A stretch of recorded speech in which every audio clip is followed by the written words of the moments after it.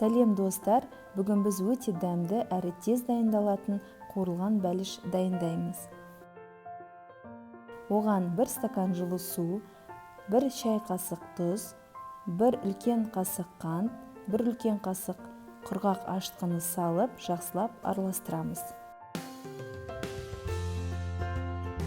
Бетін пленкамен жауып, жылы жерге 10 минутқа қоямыз. Апарамыз дайын, жақсы көтерілді.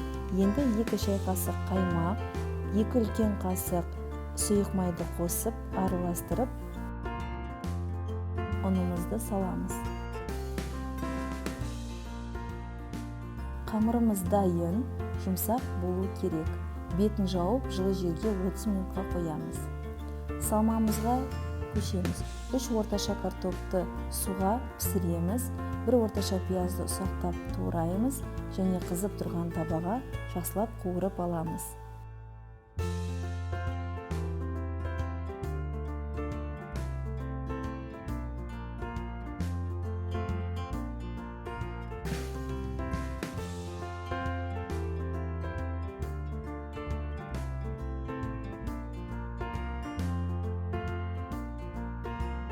Пюреміз дайын. Қамырымызды бірнеше бөлшекке бөліп,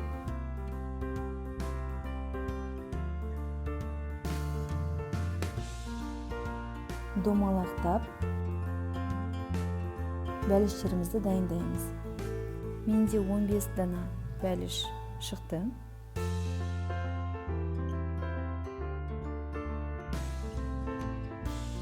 Бәліштеріміз дайын, қызып тұрған майға жақсылап тұрып қуырамыз.